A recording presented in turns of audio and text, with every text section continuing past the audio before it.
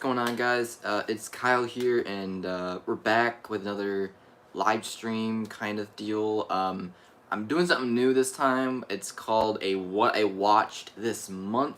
So today I'm going to be doing the stuff that I watched this past month, which of course was April. And we're just going to go over the stuff I watched, and we're going to do it in a live stream kind of format. If this doesn't work out as well, I would be tempted to go over back to doing regular videos. Because I feel like I've seen people do this before on YouTube, in the film community, and I really like it. So I think I'm gonna try the same thing. I'm gonna wear my glasses too, just so I can see how I look in the camera, because I'm blind as a bat. So I have my letterbox pulled up here. We're gonna go over everything that I watched in April, which was quite a lot. So we will try to go as quick as possible. We're not gonna make this as long as like a Blu-ray update or something like that. All right. Starting off on April 1st, I watched 3 movies. First being Supernova. It's a 2020 movie. I gave it, or well, I'll do that later. I'm sorry. I'm just trying to figure out the kinks here. You know, I'm just trying to make it good for you guys. So yeah, the first movie I watched in April was called Supernova. It's a 2020 movie starring what's his name? Stanley Tucci and Colin Firth, and it's basically about these two men. They're in a romantic relationship, and Stanley Tucci's character gets dementia. I'm pretty sure it's dementia, and you pretty much follow their slowly deteriorating relationship over time because of his dementia. But you also get to see how connected they stay throughout the entire endeavor of him losing his mind and his memories. It's a really sad movie, but there's a lot of moments of humanity in the film where they take a break and just kind of like let you sink in with these characters that you've been watching for the past hour, and they get to dance around and have a great time. And Stanley Tucci gives a really great monologue towards the middle of the film that I think is amazing. It's definitely one of the better films from 2020, one of the more underrated films, I would say, and I give it an 8 out of 10. Alright, next, I watched Justice League War. This is a DC animated movie. This is a adaptation of the one of the first few issues of the Justice League, the new 22 lineup for the DC Comics. It was an adaptation of the first few issues. I read the first few issues, really liked it, really short, really fun short story. And then I went and watched the movie, and the movie was okay. I think it works better as a graphic novel, because the movie tends to really slow down at parts, whereas the comic, it just keeps going and going and going, and it keeps you really interested. But I think it was fun overall. I give it about a 6 out of 10, so just average. And then I watched the last episode of what is his name? Steve McQueen's anthology movie series kind of thing. It was weird how we did it.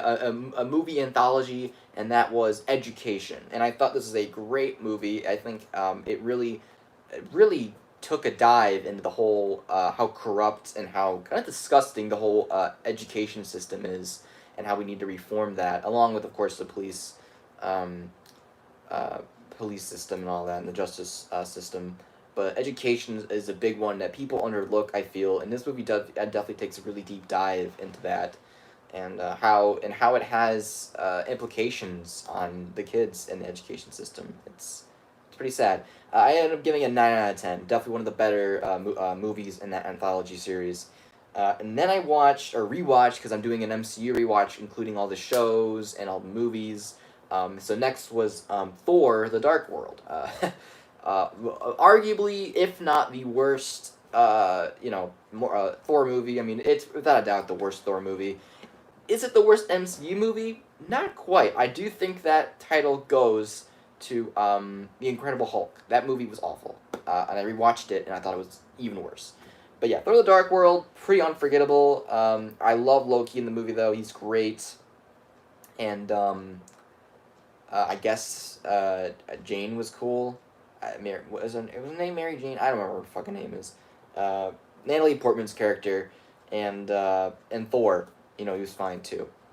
About that, other than that, kind of iffy. I don't know. I gave it a what did I give it? I gave it a 3 out of 10.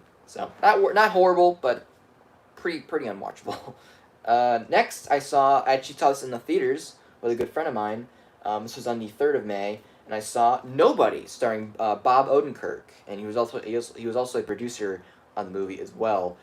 This was a great surprise. When I watched the trailers, I was like, yeah, this looks kind of fun, like a John Wick ripoff, and it is towards the end. But for the first 30 minutes or so, it was like a whole new movie. It was like taking a really interesting look at toxic masculinity and how it shapes people in our society today, how they feel they should treat their family, how they should feel about going about living in their family, and obviously towards the middle, then it turns into a big action movie. But for those first 30 minutes, it was really interesting.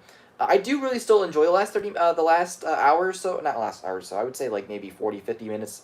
The last act, I should say. I did really enjoy the last act. It was a balls to the walls, insane, very funny, very action packed. I could tell it was definitely an homage to John Wick, but yeah, it was great movie. I would totally rewatch it. Once it comes out on Blu-ray or 4K, I'll probably buy it and watch it again because it's a fun movie. I ended up giving it an 8 out of 10. And then I rewatched Knives Out, this time on 4K, and this movie gets better and better on rewatch. I'm gonna give it out of 10. I'm gonna give it what I gave it last time, 10 out of 10.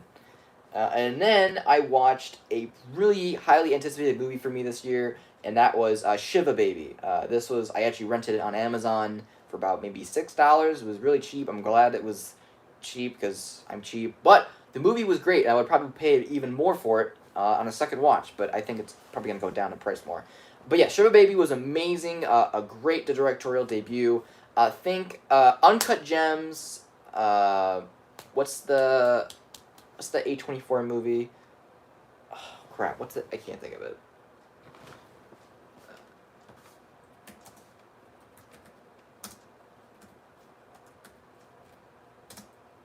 It was by Trey Edward Schultz. It was Krisha. Think that Krisha and just any other anxiety-inducing film you can think of, all bundled up to one, and with a really interesting Jewish undertone. Or not undertone. It's pretty blatant. I would say more just how it unravels religion and how it makes you act in different ways, and how the people around you make you act in certain ways. Just think all that. Just turn up to it on 100. I think it's only about an hour and 20 minutes, so it's really short, and it's actually based on a short film, which was great on its own.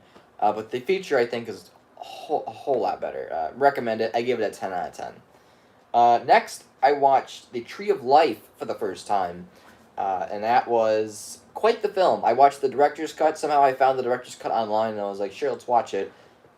Wow, that was a fucking crazy movie. Brought me to tears a couple times. Really relatable at some points with the whole father aspect of the whole movie. Beautifully shot.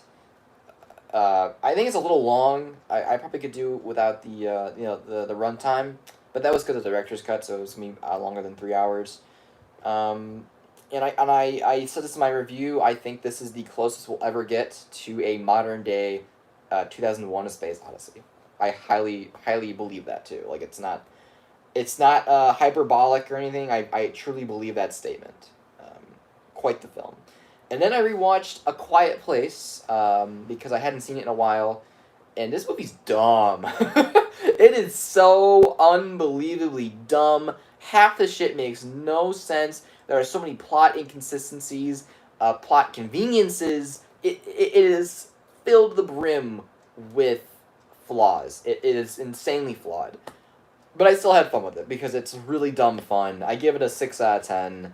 Hopefully the sequel will be better or even dumber, and I'll even have an even better time with it. But yeah, I give it a 6 out of 10. And then I watched this new Disney Plus movie called Flora and Ulysses. I gave it a 2 out of 10. That's all I say. 2 out of 10. And then I watched for the first time The Skeleton Twins. This was on Hulu. It stars Bill Hader and Kristen Wiig. Dynamic duo right there, and they do a really great job in the movie. It's basically about Bill Hader. He plays a gay man, and he had recently gone through a really bad breakup with his ex boyfriend, and he was on the verge of killing himself. But his estranged sister comes and saves him, and they kind of like form a relationship. And she's got her own problems. You know, it's kind of like it's a good decent dramedy, I would say. You know, there's a lot of great comedic moments, but there's also a lot of great dramatic moments that I think really works. Does it get kind of predictable towards the end? Yes, unfortunately it does. But I still enjoyed most of it. I ended up giving it a 7 out of 10. And then I watched this hour-long little documentary about OnlyFans called OnlyFans Selling Sexy. It was on Hulu. Uh, Belle Thorne is on the poster, even though she's like discussed maybe for about 5 or 10 minutes of the entire runtime. This movie did not need to be made, or this documentary did not need to be made. Everything you see in this documentary, it's a quick Google search. There's no need for this documentary, so I give it a 4 out of 10. Some interesting, cool moments, I guess, of editing and like music choices, but God, it was so pointless to watch. Next, I watched The Never Ending Story for the first time. This was on HBO Max, and I really, really enjoyed it. It's a lot of fun, a lot of whimsical, adventurous feelings, especially with like the dragon and the way it the way it flies through everything. It's super cheap looking, but it's because it was the '80s. So I mean, I really can't give it too much fault.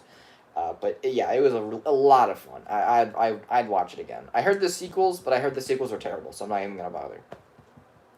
Last one, I'm gonna do this one last one before I go get my lunch, and then I'll come back and we can do it again. Or we can get started again. I watched The School of Rock for the very first time, also on HBO Max, and holy fucking shit, I can't believe it took me so long to watch this movie. I can't believe it, dude. I loved almost every single second of this movie. Jack Black really just fuels this movie with his amazing performance. He's fucking, he's a maniac, but he's also very heartwarming too to the kids. He is great with these kids. I mean, it almost feels like you're just watching like a live feed of Jack Black teaching music class for like 2 hours, and it's like it's amazing. All the kids are great. There's a lot of great filmmaking choices here, mostly due to because of the director Richard Linklater. He's a master filmmaker. Um, and the dialogue is so great. It's so funny too. Oh my god, I love this movie so much. I give it a 9 out of 10. I'll be right back. I'm gonna go get my lunch, and we can continue this in a sec.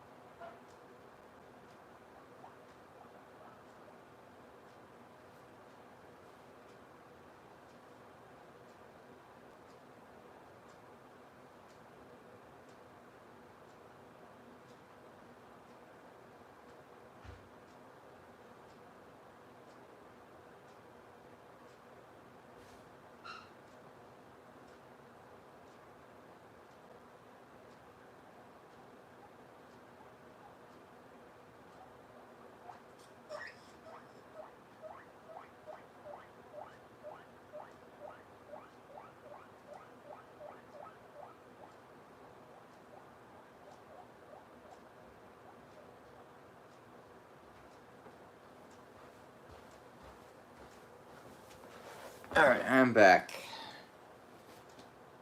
Sorry about that quick little pause. Probably eat that a little bit later. Um, we currently are on the 9th of April right now. Okay, so let's get right back to it. I'll let my food kind of cool off while I do this. Um, Next, I watched the Oscar-nominated live-action short film Two Distant Strangers on Netflix.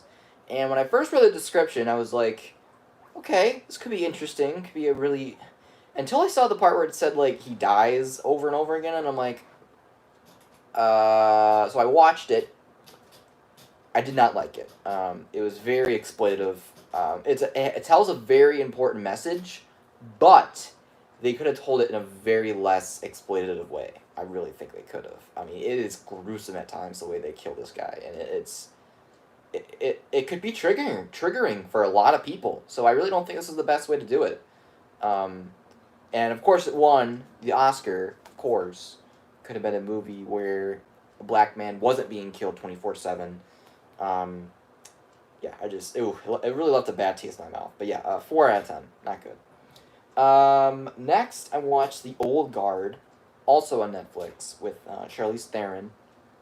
Um, it was fun. I thought it was a cool little action, thriller. It was kind of weird at times, but I gave it a 6 out of 10. And then I watched for the very first time Walk Hard, the Dewey Cox story with John C. Reilly. And this movie really goes to show you, we do not give John C. Reilly the credit he deserves. Every single movie he is in, he puts 110% into every performance. Seriously, the guy's been in damn near almost everything, and all we know him for is Step Brothers. I mean, I love Step Brothers, don't get me wrong, but he's been in so much other great shit.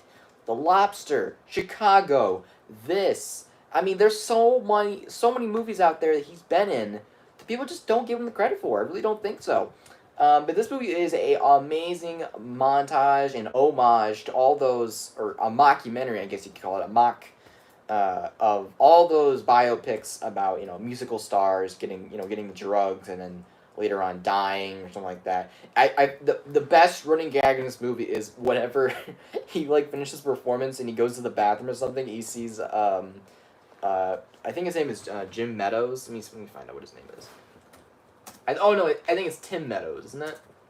Yeah, Tim Meadows. Tim Meadows' character, he's always in the bathroom doing drugs, and he's like, "You don't want none of this, Dewey." And then he goes, "I think I want some." So he describes the drug to Dewey in a really interesting fashion to get him to want to take it. But he's like, "You don't want it though. You don't want to take it," and he takes it.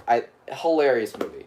If you love Step Brothers, if you love Talladega Nights, all those movies, this one's for you for sure. I ended up giving it a 9 out of 10. And then I watched A Hidden Life, another Terrence Malick movie. I watched this one on HBO Max. And, wow, yeah, this was fucked up, man. Holy shit. It's long, very long, but I think it's worth the runtime. I would never rewatch it, though. Hell no. I give it a 10 out of 10. So, yeah.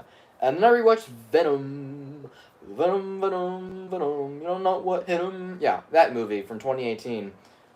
It's so fucking bad.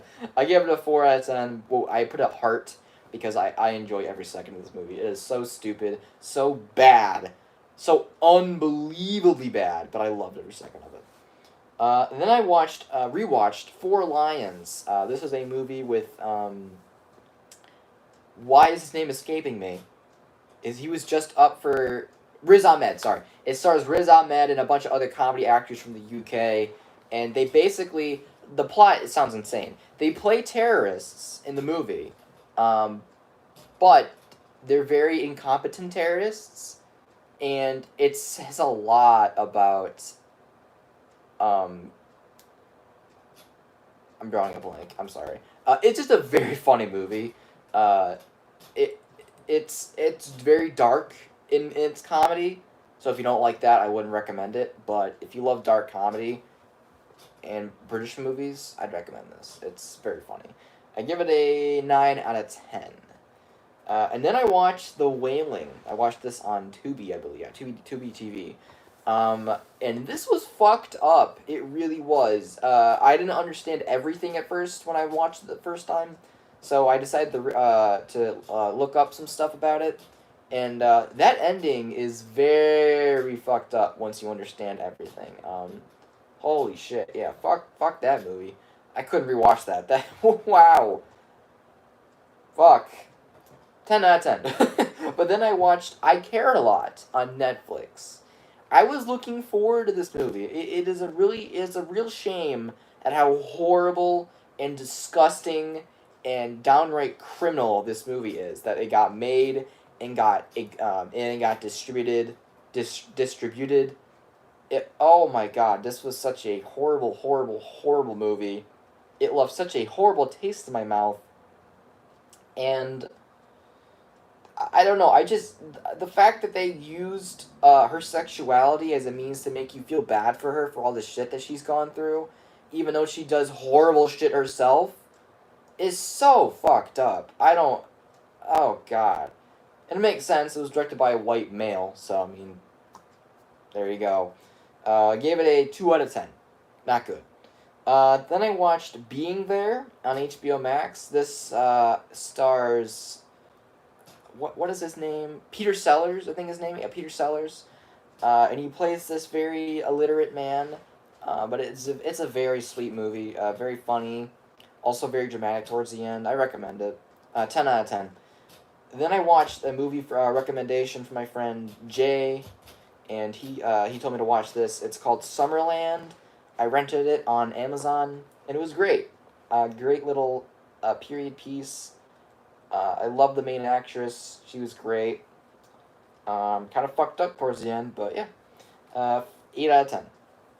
And then I rewatched Captain America. Let's see if these are hot. Yeah, they're still hot. I watched Captain America, The Winter Soldier. And it has not gotten any worse on rewatch. It is probably Marvel's most mature film. It's also probably their most entertaining film. I don't know. It's amazing. It's currently on my rewatch. It's number 1 on my movie ranking. So there's that. But I'm sure it'll go back down because of Infinity War. Because that movie will always. I love Infinity War. I cannot wait to rewatch that movie. But yeah. 10 out of 10. Then I watched this. I can't talk. I got Showtime on Prime, like a free trial, and I watched the Rental from 2020, starring Dave Franco. Oh no, I'm sorry, not starring him. Directed by Dave Franco.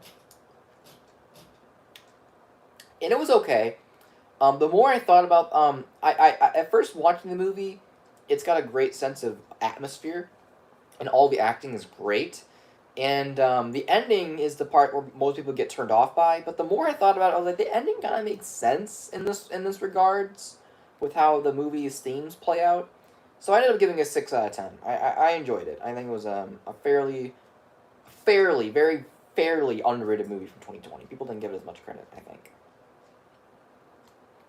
And then I watched Marie Antoinette on HBO Max, starring Kirsten Dunst. I loved it. I loved every second of it. 9 out of 10. I think it's... Oh, yeah, it was directed by Sofia Coppola, and I love her. She's great. And then I... and then I watched, for the very first time ever in my 19 years of living, Twilight, and it was bad. 1 out of 10. Then I watched Team America World Police for the first time. Yeah, it was for the first time. On the Showtime and Showtime and Prime deal, and I get it. I really enjoyed it. It's not gonna be everyone's cup of tea when it comes to the humor. It really isn't. But for me, it was great. I loved it. Very funny, very out there, very wild comedy. Gave it an 8 out of 10. And then this was my first exposure ever to anything Dragon Ball. So I wanted to go in guns blazing. So I checked out the Dragon Ball Super Broly movie for the very first time. I watched it with a couple of my friends because they're Dragon Ball fans, and they were explaining me to the plot as I was going along, which kind of made it annoying. But once I got to like the 40-minute mark, the action was crazy. I didn't understand any of it, but that action was worth it. Gave it a 10 out of 10. Would watch that fight scene again. Then I watched The Man with the Iron Fists on HBO Max. This was the extended version. It was on HBO Max. I loved it. Fun movie. RZA, he watched these movies. He watched these kind of kung fu action movies, martial arts movies when he was growing up, and he said to himself, "I'm gonna make my own," and that's what he did, and it was fucking amazing. Violent as hell. Loved it. Okay. We're gonna get into some unpopular opinions here because these are some rewatches that I did recently, and they did not hold up. So give me 1 second. So first, I rewatched Superbad, and for the longest time I loved loved Superbad. I thought it was a great comedy, one of my all-time faves. And I always compared it to Booksmart because Booksmart is in the same vein, except in that movie, their main goal isn't to fucking like have sex with a woman. That's not their goal. In this movie, that is their entire goal, is to have sex with a woman. The entire movie. That's the only reason why they're doing everything here, is to have sex with a woman. Sure, you could say, oh, yeah, you know, they're just doing it because they want to spend one last night together before they go off to college. Sure, that's in the background. But there's a lot, and I mean a lot of times, when they mention, like, a lot of sexual jokes and parts where they want to, like, just fuck the woman that they want to... It just felt very sexist to me. I don't know. And a lot of the jokes in the beginning, I really did not find all that funny because they were just incredibly sexist. And just, ooh, I don't know, man. Some of those jokes did not age well at all. There are some times in the movie where I was laughing a lot, though. Like the stuff with Seth Rogen, Bill Hader, and Christopher Mintz-Plaisse's character, of course, you know, McLovin. All that shit was hilarious. Loved it to bits. But everything else just, oof, did not hold up well. I ended up giving it a 4 out of 10. And then I rewatched 500 Days of Summer with my friend. It was his first time watching it. It was a rewatch for me. Although it felt like the very first time because I ended up giving this a 2 out of 10. I could go on. I could talk about that movie all day. I'm not going to, but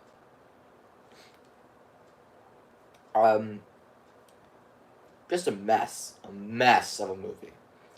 And then I rewatched The 40-Year-Old Virgin, and I still enjoy it to some degree.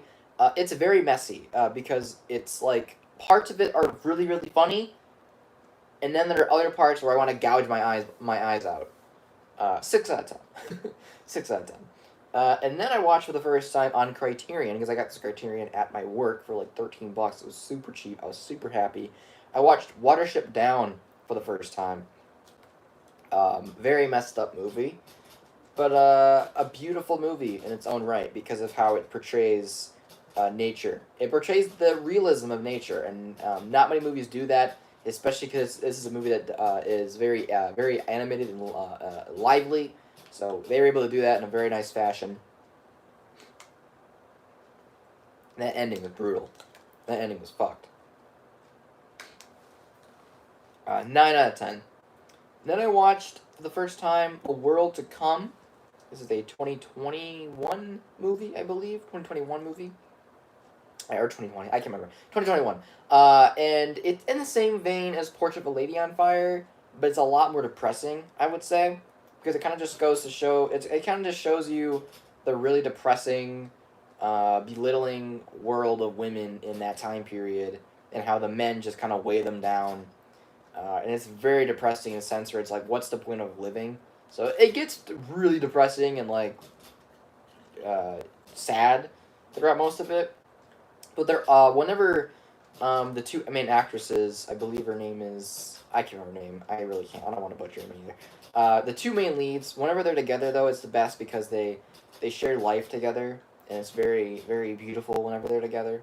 So there are moments of clarity in the movie, but I would give it a 7 out of 10.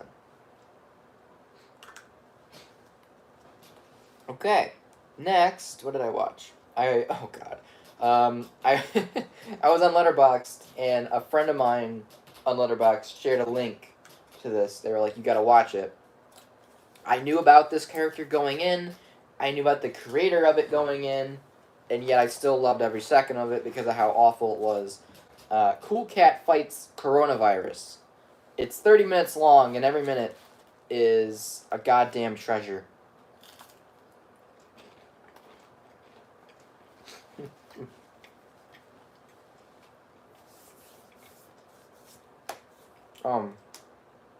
I didn't give it any rating. I couldn't. And then I watched this movie on Netflix called Monsoon with Henry Golding from, of course, Crazy Rich Asians. And I really loved it. It reminded me a lot of Columbus in some respects. I loved the slow pacing. I thought it worked beautifully for this film. And his performance, Henry Golding's performance, was outstanding. 9 out of 10. Then I watched Dear White People on, I watched it on Vudu for free. and it was amazing.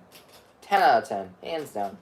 Some of the best writing I've ever heard in a movie. Amazing. Then I watched Training Day for the very first time on HBO Max, and it was awesome. 10 out of 10. I was expecting to love it. But I was not expecting to love it that much. Oh my god, I could watch that any day now. Holy shit, 10 out of 10. Loved it. And then I watched this documentary on Discovery Plus called Attack of the Murder Hornets, and I really enjoyed it. I really was surprised by how well put together this documentary was, especially for like a service as low quality as like Discovery. It was great. Um, I love the score. Editing was very great. I loved it. 9 out of 10. I recommend it. And then I finished The Falcon and the Winter Soldier because it ended in April, and I gave it an 8 out of 10. I might do a future review on that later, so I won't say anything too much. But really great show. Some people hated it. Whatever. It's a great show. Oh god. And then I watched Mortal Kombat on HBO Max, part of their whole same day program, and this movie deserves it. I'm gonna take a bite real quick.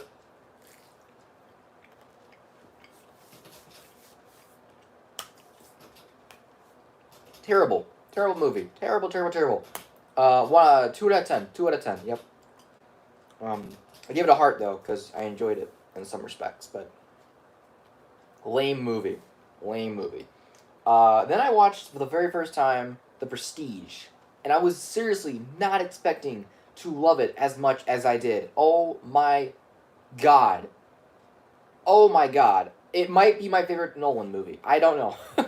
Currently, I want to say, I think The Dark Knight is currently my favorite Nolan movie, or Interstellar. I think it's Interstellar. I don't know. This could very well be my favorite though. Holy shit! Outstanding film. 10 out of 10. The Night Comes for Us. I watched after that. Same day? No, second. I'm sorry. It was the next day. And this was a wild movie. One sec.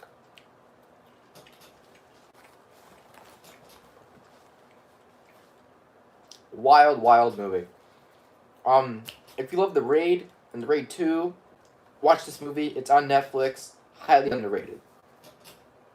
And then I watched Grave of the Fireflies for the first time on Hulu. It was the subbed version, I think. Yeah, subbed. And it was great. I would never watch it again, though. Very sad movie. 10 out of 10. And then I watched for the first time Mistress America. This is a Noah Baumbach film. Written by Greta Gerwig. And starring her, obviously. She's the main lead. Love the dialogue. Love the exchanges in this movie. Great movie. 10 out of 10. And then I watched Only God Forgives.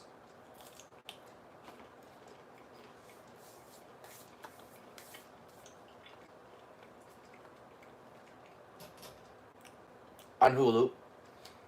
But of course by Nicholas Winding Refn, who is the creator of Drive, which is a fantastic movie. And this was a weird movie. I give it a 6 out of 10. Very strange movie. Stranger than Drive and The Neon Demon, which is hard to do. The Big Lebowski, I rewatched it, and I gave it a 10 out of 10 this time. Loved it. Hilarious movie. I love the dialogue in this movie. And just the direction of all the dialogue scenes are just great. 10 out of 10. And then I watched Devil in a Blue Dress for the first time. This is a classic Denzel Washington movie, and I loved it. It was like a noir movie set in present day. Really enjoyed it. And then I watched Pokemon Detective Pikachu for the very first time. And I'm not a very big fan of Pokemon. Never have been. Probably never will be. But the movie was great. I enjoyed it. Very fun, very energetic. Ryan Reynolds is a great voice actor. And I love Justice Smith. He was great in the movie. A genuinely great performance. And yeah, it's very enjoyable. 7 out of 10. Then to pretty much, well, I guess not really cap off the month, but my second to last, it was a very, very highly anticipated movie this year. after seeing so many trailers and seeing who's behind it, I watched The Mitchells versus the Machines on Netflix, and it was fantastic. Loved it, loved it, loved it. Very energetic, very funny, very crazy, very manic in its presentation. Gets kind of predictable towards the end with the whole, family stuff, but I love the heart this movie had behind it. I enjoyed it very much so. 9 out of 10. And then to cap off April, I checked out the new short on Disney Plus called 22 versus Earth. This is a prequel, I guess, to Soul. It's only about 5 minutes. It was cute. I love the politician joke in that. It was very funny. But it didn't really need to be made. I don't think. It was very pointless. But yeah, that was about it. That's all I watched for April. I guess I'll do the same thing next month for this month that we're in currently, which is, of course, May. I'll see you guys then. If you guys did enjoy this, leave a like and subscribe to see similar content like this. I will maybe do a video version of this next month if you didn't like the live stream version. I thought the live stream would just make it better so I could have more time to talk and not have to edit everything. But yeah, I will see you guys on the flip side, or next time I see you, which I don't know when that will be. I'll probably do a Blu-ray update soon because I've been buying a lot of Blu-rays recently. Or a Blu-ray collection update. Might do that in June. So I'll see you guys next time. Bye.